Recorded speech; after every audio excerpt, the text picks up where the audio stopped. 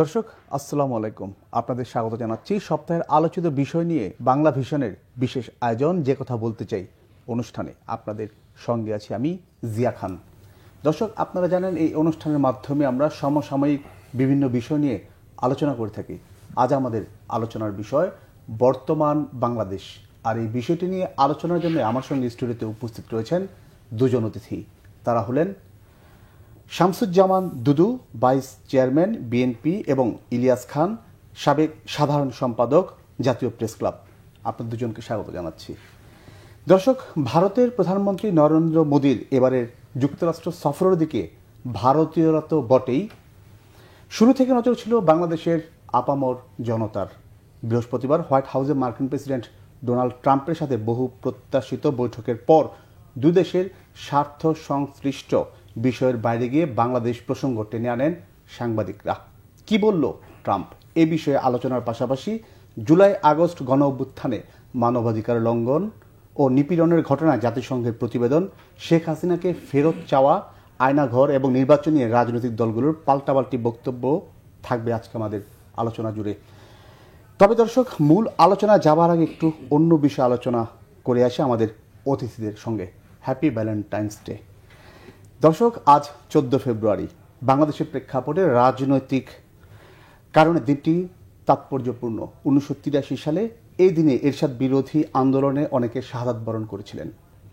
সেদিন থেকে এই দিনটি স্বৈরাচার বিরোধী ছাত্র প্রতিরোধ দিবস। মজিদ শিক্ষানীতির প্রতিবাদে তৎকালীন ছাত্র সংগ্রাম পরিষদ আয়োজিত বিক্ষোভ মিছিলে গুলি করেছিল আইনশৃঙ্খলা বাহিনী। আজ ভোরে শিক্ষা ভবনের পাশে শিক্ষা চত্বরে বিভিন্ন ছাত্র সংগঠনের পক্ষ থেকে এবং 80-র দশকে ছাত্র নেতারা পুষ্পস্তবক অর্পণ করেন। দর্শক, আলোচনার শুরুতে আমি শামসুজ্জামান দুদুভাই, সেদিন এই আন্দোলনের নেতৃত্বে আপনিও ছিলেন, নেতৃত্ব দিয়েছেন, আন্দোলন করেছেন। এরশাদের স্বৈরাচার বিরোধী আন্দোলনের যে সূচনা সেদিন থেকে হয়েছিল, আপনার মুখ থেকে আসলে আমরা আলোচনা যাবার আগে সে বিষয়গুলো একটু শুনবো। জি, আপনাকে ধন্যবাদ। আমার সহযোগী আলোচক, প্রেস ক্লাবের এক সময়ের নেতা, সাধারণ সম্পাদক, নির্বাচিত সাধারণ সম্পাদক ইলিয়াস খান, যারা দেখছেন তাদেরকে শুভেচ্ছা। 24শে মার্চ এরশাদ সাহেব যখন সামরিক আইন জারি করে, আসলে তার বিরুদ্ধে এসএম হলের প্রতিবাদ মিছিল যেটি হয়েছিল, অর্থাৎ মানে ওই হোসেন মোহাম্মদ এরশাদের ক্ষমতা গ্রহণে কিন্তু আজকের যে পলাতক শেখ হাসিনা, সেই সময় কিন্তু তিনি পরোক্ষভাবে না, কিছুটা প্রত্যক্ষভাবেই সমর্থন জানিয়েছিলেন হোসেন মোহাম্মদ এরশাদকে সামরিক আইন। একটি রাজনৈতিক দল যে গণতন্ত্র প্রত্যাশী, যে গণতন্ত্র সংগ্রামী বলে দাবি করে, সেই সময় বিবিসির সঙ্গে সে সাক্ষাৎকার বলছিল আই এম নট আনাফি। এবং সেই সময় যেটা এখন মানে প্রকাশিত হয় না, বাংলার বাণী, দৈনিক বাংলার বাণী, এটা ফজল হক মনি প্রতিষ্ঠা করেছিলেন। শেখ সেলিম, যেটা পরে সম্পাদক ছিলেন, অনেকটা সবাই বলে যে সেটি বাংলার বাণী হচ্ছে আওয়ামী লীগের মুখপত্র ছিল। সেখানে এই সামরিক শাসনের প্রতি সমর্থন দিয়ে 24শে মার্চ তো 25শে মার্চের সকালে বেরিয়েছিল, আমার এখনো মনে আছে, এক ফোঁটা রক্তও ঝরেনি, একটি গুলিও ফোটেনি, হে সামরিক শাসন তোমাকে অভিনন্দন। অর্থাৎ বিএনপিকে উৎখাত করে, বিএনপির নির্বাচিত মানে সত্তার সাহেবের সরকারকে উৎখাত করে সামরিক শাসন জারি হয়েছিল। আর সেটাকে সমর্থন আওয়ামী লীগের মুখপত্র, আওয়ামী লীগের নেত্রী করেছিলেন। ওই 24শে মার্চের সকালেই জাতীয়তাবাদী ছাত্র দল প্রথম, নট ছাত্র সংগ্রাম পরিষদ, মিছিল বের করে নাই, প্রথম ছাত্রদল বের করেছিল। এবং সেই মিছিলের পরপরই আমাদের হলে থাকাও কঠিন হয়েছিল। সরকারের বিভিন্ন এজেন্সির লোকরা এসে হুমকি দামকি শুরু করে, এবং তার 2 কি 3 দিন পরে আমরা ঢাকা ইউনিভার্সিটির কলাভবনও মিছিল করি। এইভাবে শুরু হয় এরশাদ বিরোধী সংগ্রাম। হ্যাঁ, পরে ছাত্র সংগ্রাম পরিষদ ছাত্র সংগঠনে যেটা ছিল তারা অনেক পরে এটার সঙ্গে যুক্ত হয়েছিল এবং সক্রিয় ভূমিকাও তারা পালন করেছিল। কিন্তু শুরুটা যেহেতু বিএনপিকে উৎখাত করা, বিএনপির কাছে ক্ষমতা নিয়ে নেওয়া, বিএনপি ছাত্র সংগঠন হিসেবে জাতীয়তাবাদী ছাত্র দল সেটা মানে বিরোধিতা করবে, প্রতিবাদ করবে, এটাই তো স্বাভাবিক। আর বিএনপিকে যারা বিরোধিতা করেছে তারা প্রচ্ছন্নভাবে এক ধরনের নিষ্ক্রিয়তার মধ্য দিয়ে নীরবতা সম্মতির লক্ষণ বলে একটা ব্যাপার আছে না, আমার কাছে সেদিন মনে হয়েছিল। এই যে আজকে 14 ফেব্রুয়ারি, যেটাকে একদিকে ভালোবাসা দিবস বলা হয়, আর এরশাদ সাহেবের মানে ঢাকা বিশ্ববিদ্যালয়ের ঘিরে ফেলে যে গুলি চালিয়েছিল ঢাকা বিশ্ববিদ্যালয়, দীপালি শাহ সহ অনেকেই সেদিন, সেলিম দেলোয়ার, অনেকেই শহীদ হয়েছিলেন।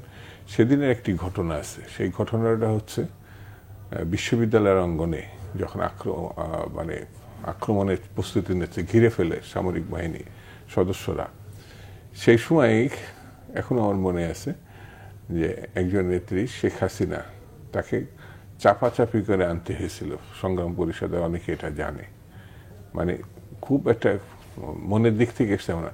কিন্তু সেই সময় কিন্তু বেগম জিয়া বিএনপির দায়িত্ব তখনও নেননি, আবার মেম্বারও না। কিন্তু ওই প্রথম ওই দিন তিনি ঢাকা বিশ্ববিদ্যালয়ের এসেছিলেন, কিন্তু তাকে ঢুকতে দেওয়া হয়নি।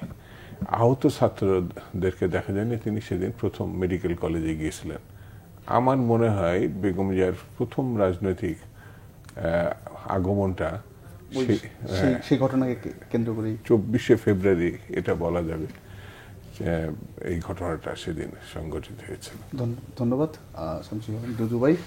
ইলিয়াস ভাই, সেদিন আপনিও সেই আন্দোলনে আপনি আমরা, কিন্তু আপনার কাছে আমার যে প্রশ্ন, এই যে স্বৈরাচার বিরুদ্ধে যে আন্দোলন তখন থেকে শুরু, জি জি, সেটা কিন্তু শেষ হয়নি, আবার ফিরে এসেছে।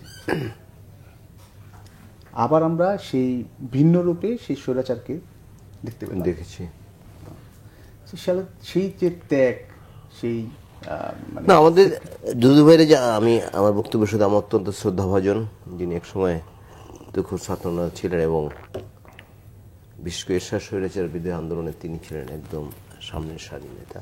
আমার শ্রদ্ধাভাজন শামসুল দুদু ভাই এবং অনুষ্ঠান যা দেখছেন, না স্বৈরাচার তো এরশাদ সাহেব যে দুর্বিনীত শাসন চালিয়েছে 9.5 বছর, সেটা যদি আমরা, আপনি নিশ্চয়ই জানেন যে তাকে বারবার সাপোর্ট দিয়ে গেছে আওয়ামী লীগ। আমার একদম স্পষ্ট মনে আছে 86-এ যখন নির্বাচনটি হয়, শেখ হাসিনা চট্টগ্রামে একটি জনসভায় বলেছিলেন যে এই নির্বাচনে যারা যাবে তারা জাতীয় বেঈমান।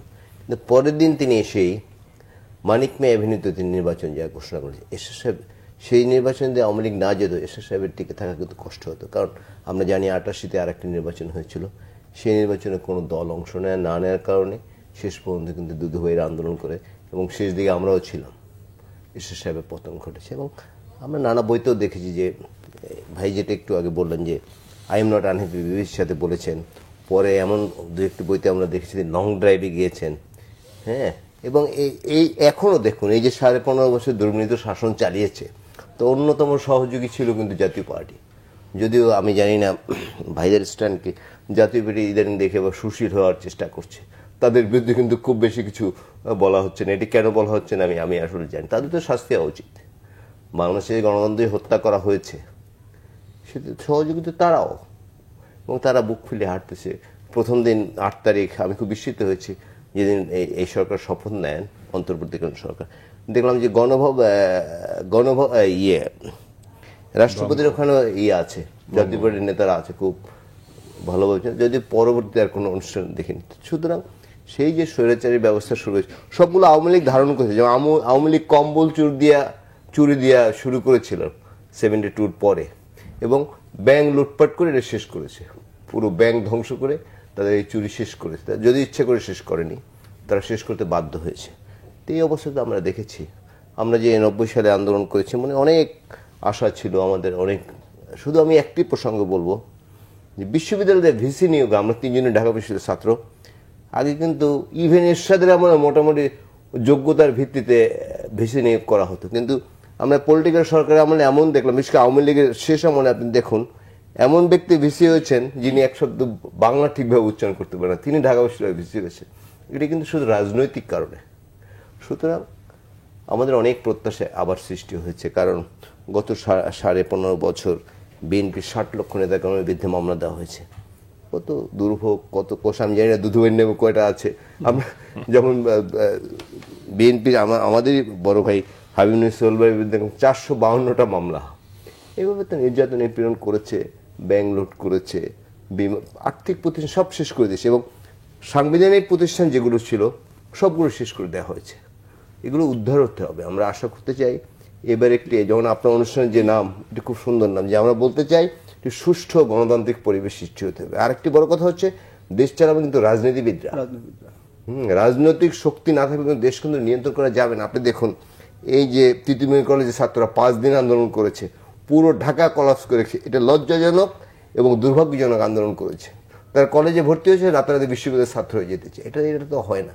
সুতরাং রাজনৈতিক শক্তি ছাড়া এগুলো নিয়ন্ত্রণ করা যাবে। এক সপ্তাহ আগে দেখেছি 170টা আন্দোলন, আমার মনে হয় 200 হয়ে গেছে। এবং যে ধরনের সমস্যা ক্রিয়েট হচ্ছে, দাবি দাওয়া নেই, রাজনৈতিকভাবেই কি করতে হবে। ইলিয়াস ভাই, আপনার কথার একটা জায়গা ধরে আমি দুদুবার কাছে যে প্রশ্নটা রাখবো, যে আপনারা বিভিন্ন থেকে আওয়ামী লীগ নিষিদ্ধের দাবিও এখন আসতেছে, কিন্তু ইলিয়াস ভাই যে বিষয়টা বলে গেলেন যে তার যে দোসর জাতীয় পার্টি, তারা বিভিন্ন সময় যে অ্যাসিস্ট যে ভূমিকা রেখেছে, যদি আপনারা ক্ষমতায় যান তাদের বিরুদ্ধে কি আপনারা ব্যবস্থায় যাবেন? মানে চিন্তা ভাবনা আছে আপনাদের জাতীয় পার্টি? কেন যাব না? গণতন্ত্র প্রতিষ্ঠা করার জন্যে, গণতন্ত্র যারা শত্রু, তার 1 নম্বর হচ্ছে আওয়ামী লীগ এবং শেখ হাসিনা। তার যে দোসর, শুধু যে রাজনৈতিক দল, জাতীয় পার্টি এমন না, কিন্তু অনেক ক্ষুদ্র ক্ষুদ্র দল, ছাত্র সংগঠন, মানে স্বনামে বেনামে মুখোশধারী, এরাও আছে। হাসিনা একা একা করেনি। যেমন আইন শৃঙ্খলা বাহিনী, যেমন প্রশাসনের মধ্যে এখনো পর্যন্ত ওই ঘাপটি মেরে যারা আছে, যার বিরুদ্ধে কিন্তু এখনো বর্তমান সরকার কোনো ব্যবস্থা নিতে পারেনি। এমনকি যেটা ইলিয়াস উল্লেখ করলেন, সেটা হচ্ছে 60 লক্ষ যে মামলা, মানে পলিটিক্যাল মামলা, 60 লক্ষ আসামি, আর 2.5 লক্ষ মামলা। তো এইটার ব্যাপারে এখনো পর্যন্ত, যেটা একটা কলমের ইয়েতে, যেমন মামলা এখানে খেয়াল করবে, গায়েবী মামলা বলে একটা, এর সংখ্যায় বেশি, ঘটেনি কোনো ঘটনা, সেটার সংখ্যায় বেশি, হ্যাঁ, কোনো ঘটনা ঘটেনি, কিন্তু মামলা একটা হয়েছে। শুধু একজনের নামে তা না, একটা মামলা দেখা যাবে কয়েক হাজার, 5,000 10,000ও আছে মামলা হয়েছে, এবং তারা রীতিমতো কেউ গ্রেপ্তার হয়েছে, জেলেও গেছে। এই মামলাগুলো যদি গণতান্ত্রিক সরকার হয়, গণতন্ত্রের উত্তরণের সরকার হয়, অভ্যুত্থানে ফ্যাসিস্টকে উৎখাতের ব্যাপার হয়, তাহলে তাদের তো বলে দেওয়ার কথা না, বলার কথা না যে এই মামলাগুলো প্রত্যাহার করো। প্রথমে আসলেই তো একটা প্রথম লাইনটাই তো লিখবে এই মামলা বাতিল, কিন্তু 6 মাস অতিক্রান্ত হয়েছে। বিএনপি না, এমন যারা গণতন্ত্রের শ্রেণী পেশার বিভিন্ন জায়গায় আছে, সাংবাদিক আছে, ডাক্তার আছে, ইঞ্জিনিয়ার, যে যেখানে আছে, তারাও এই মামলার মধ্যে আছে। তো এই মামলা কিন্তু এখনো প্রত্যাহার হয়নি। তো প্রত্যাহার না হওয়ার কারণে আগামী দিনে, মানে গত সময়ে যেমন আমি মনে করি মুদ্রার এফিট ওফিট হচ্ছে হাসিনা, এরশাদ, আওয়ামী লীগ, জাতীয় পার্টি। তো জাতীয় পার্টি আজন্ম হচ্ছে মুখোশধারী।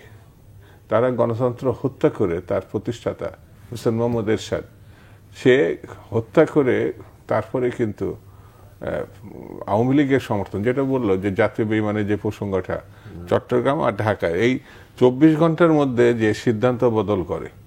তো সেই মহিলাটা এখন যে পালাইছে, তার মানে কি বলবো, এটাকে ফ্যাসিবাদ পালাইছে এটা না, বাধ্য হয়েছে এখান থেকে পালাইছে বা এই স্থানচ্যুত হয়েছে। কিন্তু ফ্যাসিবাদের যেসব দুষ্কর্ম সঙ্গী সাথীরা, তারা এখনো পর্যন্ত এই দেশেই আছে, এবং তাদের যদি বিচার, যেটা ডক্টর মোহাম্মদ ইউনূস বলেছে, যদি বিচার করা না হয় তাহলে বাংলার মানুষ একদিন ছাড়বে না। এটা আমি তার সঙ্গে একমত। সেহেতু যারা ক্ষমতায় আছে তারা স্টার্ট করছে, ভবিষ্যতে যারা রাজনৈতিক সরকার হিসাবে আসবেন তারা এটা বিচার না করান। আর সেই ক্ষেত্রে আমরা যদি বিএনপিকে সমর্থনে, মানুষের সমর্থনে ক্ষমতা যাই বা সরকার গঠন করে, 1 নম্বর কাজ হবে ফ্যাসিবাদকে উৎখাত করে গণতন্ত্র প্রতিষ্ঠা করা। ধন্যবাদ দর্শক, আমরা আলোচনায় আবারও ফিরবো। এই মুহূর্তে নিচ্ছি ছোট্ট একটা বিরতি, সঙ্গে থাকুন।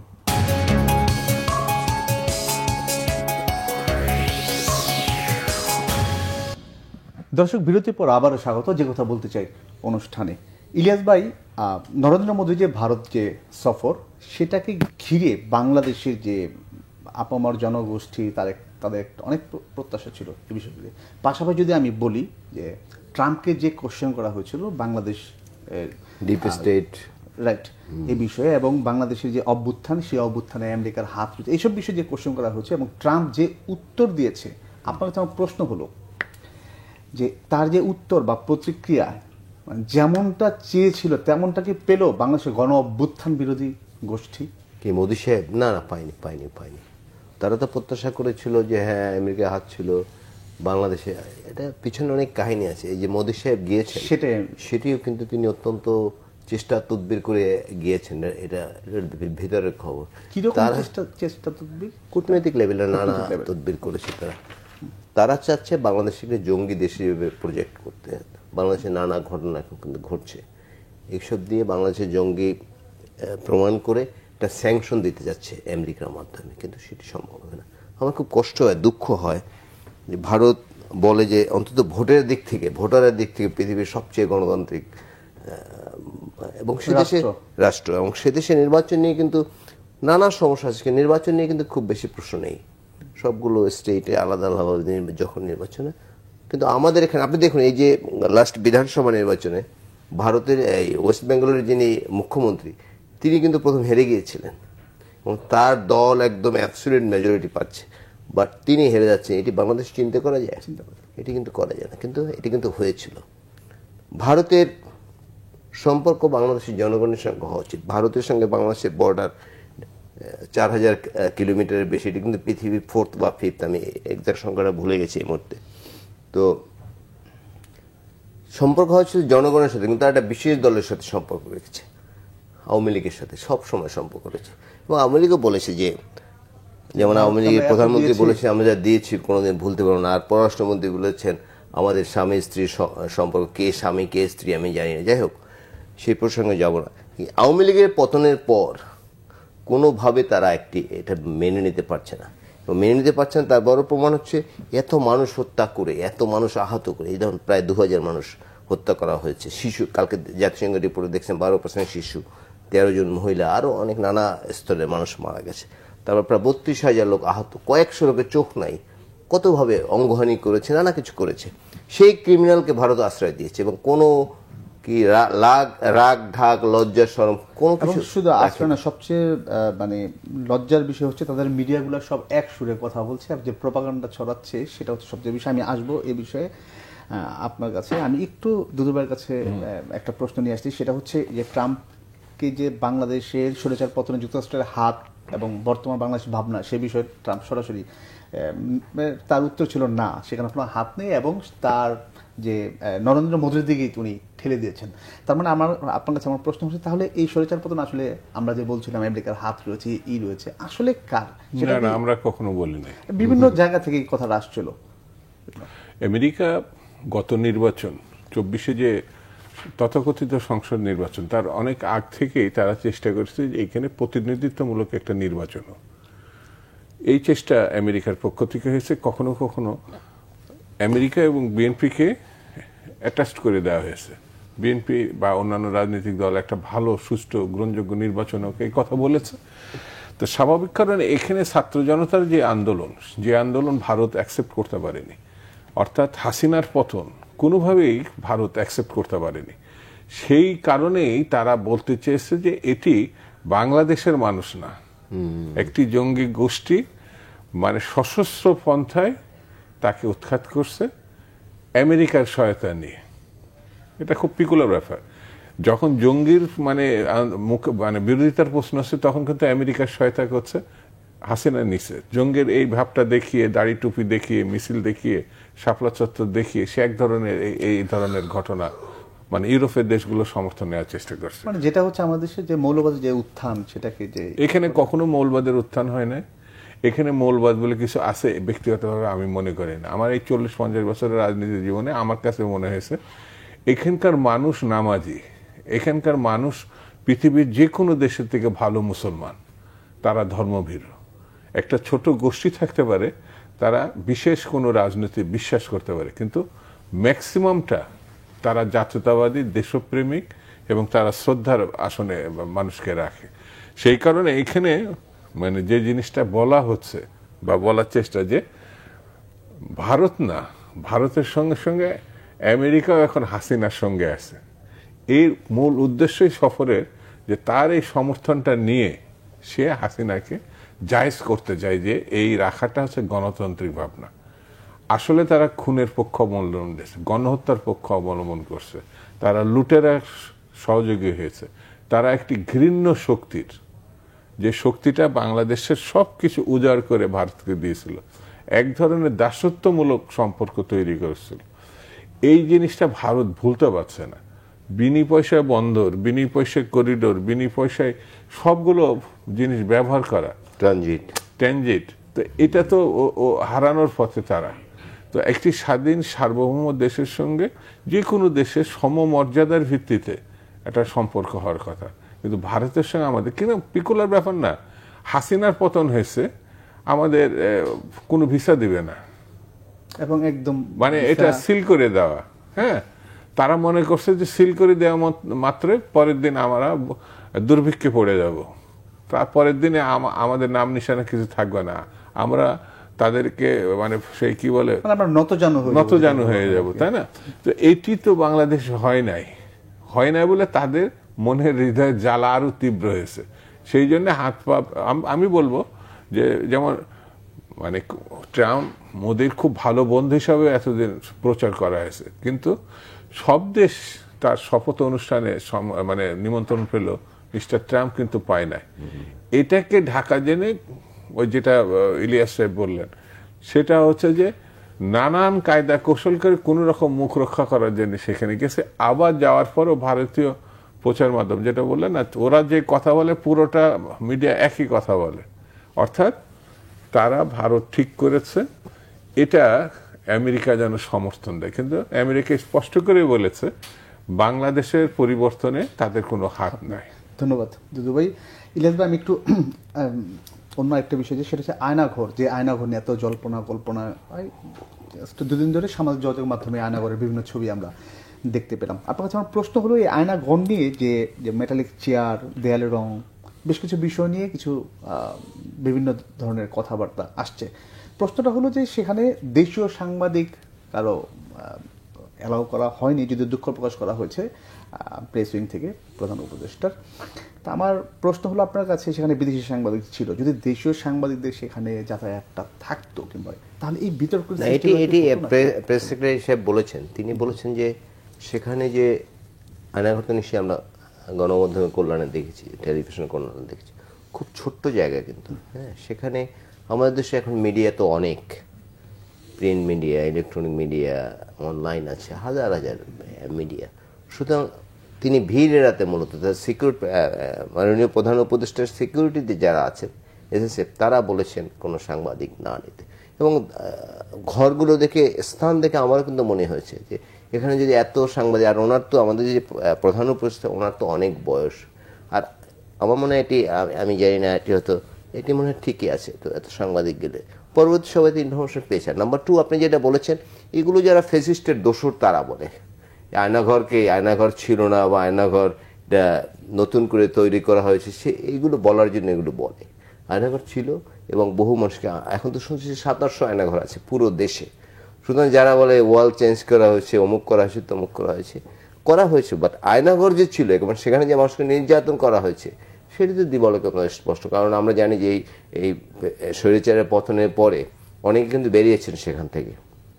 এবং আয়নাঘরের কিছু অভিজ্ঞতা, আমি তো প্রেস ক্লাবের জেনারেল সেক্রেটারি ছিলাম, আপনি বলেছেন শুরুতেই, এই প্রেস ক্লাবের প্রোগ্রাম করতো মায়ের ডাক সহ বিভিন্ন সংগঠন, যাদের কারো সন্তান, কারো হাজবেন্ড, তরুণ স্ত্রী, তার হাজবেন্ড বেঁচে আছেন কি আছেন জানেন না।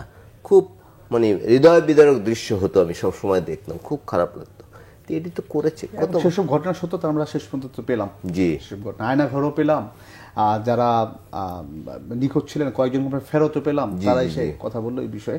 আর দুদু ভাই, আমি আরেকটা বিষয় আপনার কাছে যাবো, সেটা হচ্ছে যে জাতিসংঘের যে বাংলাদেশের জুলাই আগস্ট অভ্যুত্থানের মানবাধিকার লঙ্ঘন নিপীড়নের ঘটনায় জাতিসংঘ যে প্রতিবেদন দিয়েছে, সেখানে শেখ হাসিনাকে দায়ী করা হয়েছে এই প্রতিবেদনে। এবং জাতিসংঘের দায়ী করার দরকার নেই, বাংলাদেশের মানুষও সারা পৃথিবীর মানুষ জানে, কিন্তু সেটা হচ্ছে একদম বাইরের দেশের বাইরে থেকে, যেটা সর্বোচ্চ সংঘ জাতিসংঘ, তাদের যে প্রতিবেদন এখন যেটা, তারা এই আরেকটা বিষয় এখানে বলেছে যে সেখানে কোনো রাজনৈতিক দলকে নিষিদ্ধ না করার যে সুপারিশ, যে বিষয়টা আপনার কাছে যে প্রশ্ন হলো যে আওয়ামী লীগকে নিষিদ্ধের যে প্রস্তাব বিভিন্ন জায়গা থেকে আসছে, এই জাতিসংঘের এই সুপারিশে সেটাকে কোনো প্রেশার তৈরি করবে নাকি নিষিদ্ধে? না না, এখানে প্রেশার হওয়ার কোনো কারণ আমি অন্ততপক্ষে দেখি না। নিষিদ্ধ বা নিষিদ্ধ প্রকাশ্যে থাকা এগুলো কোনো ঘটনা না। তারা যে অপকর্মগুলো করছে এটা লিখিতভাবে মানে বিশ্বের একক সর্বোচ্চ সংস্থা যেটাকে জাতিসংঘ বলা হয়, তারা যখন আনুষ্ঠানিকভাবে এটা প্রকাশ করে তার একটা গুরুত্ব আছে, একেবারে গুরুত্বহীন আমি এটা বলবো না। এর মধ্যে দিয়ে সারা বিশ্ব, প্রতিটি দেশ এই মহিলার চেহারাটা মানে একদিক থেকে আমাদের লজ্জার, আরেক দিক থেকে ফ্যাসিবাদের যে নগ্ন চেহারাটা এর মধ্যে দিয়ে প্রকাশ হয়েছে। এখানে শিশুর থেকে শুরু করে সর্বশ্রেণীর পেশার মানে মানুষ কিভাবে নিগৃহীত হয়েছে এবং মৃত্যুবরণ করছে, এটা একটা দিক। আর অন্য দিকটা আমার কাছে মনে হয়েছে, যেমন মুসলিম লীগ পাকিস্তান সৃষ্টির একক নেতৃত্ব ছিল মিস্টার জিন্নাহ, যেটা নেতৃত্ব দিছে। আমাদের শেরে বাংলা ফজলুল হক সাহেবও পাকিস্তানের মানে প্রথম উদ্যোক্তা, তিনি মানে যে তাকে, কিন্তু সেই মুসলিম লীগ কিন্তু নিষিদ্ধ করা লাগে নাই, এখনো আছে কিন্তু মুসলিম লীগ বাংলাদেশেও আছে। এটা জনগণই প্রত্যাখ্যান করছে যখন রাষ্ট্রভাষা বাংলাকে তারা প্রত্যাখ্যান করছে আর বাঙালির সমঅধিকারটা অস্বীকার করছে। আর হাসিনা বাংলাদেশের টাকা পয়সা সব কিছু নিয়ে গণহত্যা চালিয়ে দাসত্ব, অন্য একটা দেশের দাসত্ব পর্যায়ে নিয়ে যাওয়া, এই সব মিলিয়ে কিন্তু বাংলাদেশটাকে যে পর্যায়ে নিয়ে গেছে, আমার কাছে তো মনে হয় না যে আর এমন কোন শক্তি আছে তাকে আবার পূর্ণ জীবন ঘটায়। আপনি নিষিদ্ধ করলে আমার কাছে মনে হয়েছে তাকে গুরুত্ব দেওয়া, সবকিছু ফয়সলা করা বাংলাদেশের জনগণ পুরো। ধন্যবাদ দুদু ভাই। ইলিয়াস ভাই, প্রধান উপদেষ্টা বিদেশি গণমাধ্যমকে লাস্ট ডেতে যিনি বললেন যে ডিসেম্বরেই আমাদের নির্বাচন হতে যাচ্ছে এর মধ্যে, কিন্তু জামাত ইসলাম সহ বিভিন্ন সংগঠনের ব্যানারে সংস্কার আগে, স্থানীয় নির্বাচন আগে, এই বিষয়গুলো সামনে চলে আসছে। আপনার প্রশ্ন হলো এই সব কিছু মিলিয়ে ডিসেম্বর মধ্যে নির্বাচন দেওয়াটা আসলে কতটা, মানে কিভাবে দেখছেন আপনি? না, অবশ্যই ডিসেম্বর মধ্যে নির্বাচন দেওয়া পারলে আরও আগে, কারণ আপনার নিশ্চয়ই মনে আছে এরশাদের পতনের পরে যে অন্তর্বর্তীকালীন সরকার ছিল, বোধহয় 6 ডিসেম্বর তারা ক্ষমতা নিয়েছিল, 3 মাসের মধ্যে কিন্তু তারা নির্বাচন দিয়েছিল, আমার স্পষ্ট মনে আছে। সুতরাং এখন যে সরকার আছে তার সংস্কারের কথা বলছে, ওকে, অলরেডি 6 মাস গিয়েছে, আরও ডিসেম্বর পর্যন্ত গেলে প্রায় 1.5 বছর। সংস্কার করার যদি সদিচ্ছা থাকে এর মধ্যে কিন্তু করা খুব কঠিন কিছু না। আর বাংলাদেশের মানুষের এখন একটা নির্বাচনী ক্ষুধা আছে। এখন যাদের বয়স 48 থেকে 42-45, তারা কিন্তু কোনো ভোট দিতে পারে না, তারা পার্লামেন্টে ভোট দিতে পারে না, স্থানীয় সরকার পারে নাই, ট্রেড বডিতে পারে নাই, প্রফেশনাল বডিতে পারে নাই। যেমন আগে আমরা যখন এখন যে বিষয়গুলো, যে দুদিন পর পর দাবি দেওয়া নিয়ে আসা বিভিন্ন ধরনের প্রবলেমগুলো, নির্বাচনে কি সম্ভব মানে সমাধানের প্রতি কি দাবি দেওয়া, এই বিভিন্ন দাবি দেওয়া থেকে শুরু করে যে অস্থিরতা, আইন শৃঙ্খলা পরিস্থিতি সবকিছু মিলিয়ে এগুলো হয়ে যাবে। এগুলো নির্বাচন যখন ঘোষণা করা হবে, নির্বাচনের যে রোডম্যাপ স্পেসিফিক ঘোষণা করা হয়, তখন নিশ্চয়ই সরকার চায় ফেয়ার ইলেকশন। তারা প্রশাসন ঠিক করবে, ঠিক করবে, কি বলে, আইনশৃঙ্খলা রক্ষাকারী বাহিনী ঠিক করবে। যদিও অনেক প্রশ্ন তোলা যায়, যেমন যখন 14 যে নির্বাচনটি হয়েছে, ভোটারবিহীন নির্বাচন, 153 জন বিনা ভোটে নির্বাচিত হয়েছিল, সেই আসনগুলোতে অন্য প্রার্থীরা কেন দাঁড়াতে পারেনি, কারা ফোন করে থ্রেট দিয়েছে, জীবননাশের হুমকি দিয়েছে, এগুলো বের করা কিন্তু এই জন্য রকেট সায়েন্স মতো কঠিন জিনিস না, এটা ইচ্ছে করলে বের করা যায়। তারপরে ধরুন এই যে 3টি নির্বাচন, আমরা যদিও 3টি বলি, কিন্তু প্রহসন নির্বাচন 4টি। 8 সালে যে নির্বাচনটি হয়েছে সেটি কিন্তু পাতানো নির্বাচন এবং প্রি প্ল্যান্ড। তো এখানে যারা এসপির দায়িত্ব, ডিসির দায়িত্ব, ওসির দায়িত্ব, এমনও আছে অনেক জায়গায় এক মঞ্চে উঠে নৌকার পক্ষে ভোট চেয়েছে, এদেরকেও চিহ্নিত করে এবং এদের শাস্তি যদি যথাযথ প্রমাণ পাওয়া যায় তাদের বিরুদ্ধে শাস্তিমূলক ব্যবস্থা করে। বাট এ ধরনের কোনো উদ্যোগ কিন্তু আমরা দেখছি না এখনো। তারপর ধরুন এই যে ক্যান্টনমেন্টে 600-এর বেশি লোক আশ্রয় নিয়েছে, আমরা দেখেছি, আমরা 2 জন বা 3 জন ধরেছে, বাকিরা কোথায় গেল, কিভাবে গেল, কেন গেল, এর সঙ্গে কারা জড়িত, এগুলো তো চিহ্নিত করতে হবে। ধন্যবাদ। আমরা একদম শেষ দিকে, হয়তো দুদুভাইকে দিয়ে আমার শেষ করতে হবে, সময় কম। সেটা হচ্ছে যে সবকিছু মিলিয়ে আপনারা কতটা আশাবাদী এই ডিসেম্বরের মধ্যে নির্বাচন? পাশাপাশি আরেকটা প্রশ্ন যেটা সামনে নিয়ে আসছে যে সংস্কার না করে নির্বাচন দিলে আবারও এই ফ্যাসিস্ট কিংবা গণ অভ্যুত্থানের যে হুমকি ফিরে আসার চান্স আছে। 1 পয়সাও সম্ভাবনা নেই, একটা 9 পয়সাও সম্ভাবনা নেই। এই কথাগুলো কেন আসতেছে তাহলে? এই কথাগুলো একটা বিশেষ গোষ্ঠী জাতীয়তাবাদী শক্তিকে ঠেকানোর জন্য, যেটা 1/11-এর মধ্যে দিয়ে চেষ্টা হয়েছিল, এখনো সেই চেষ্টা আছে। 2 নম্বর হচ্ছে এই দেশে 3 মাসের মধ্যে গণঅভ্যুত্থানের 3 মাসের মধ্যে স্বচ্ছ, গ্রহণযোগ্য, স্বাভাবিক না, বিশ্ব সমর্থিত নির্বাচন হয়েছে 91 সালে। সেহেতু উনি বলতেন উন্নয়ন, ইনি বলছেন সংস্কার। তো উন্নয়ন সংস্কারের থেকেও 3 মাসের মধ্যে একটি রাজনৈতিক সরকার প্রতিষ্ঠা ছাড়া আমি দেখছি যে 6 মাসের মধ্যে যে সংকট তীব্রতর হচ্ছে, এদের সম্ভাবনা বলেন অধিক সন্ন্যাসীর গাজন নষ্ট, অধিক পাণ্ডিত্য 6 মাসে কি করতে পারে সেটাও আমরা দেখতে পাচ্ছি। সেই জন্য যতটা দ্রুত সম্ভব নির্বাচনের মধ্য দিয়ে একটি রাজনৈতিক সরকার করা ছাড়া আর অন্য কোনো পথ নাই। ধন্যবাদ আপনার দুজনকে বাংলা ভিশনে আসার জন্য। দর্শক, যে কথা বলতে চাই আজ এ পর্যন্ত, আবার দেখা হবে আগামীকাল একই সময়ে। সবাই ভালো থাকুন, সুস্থ থাকুন।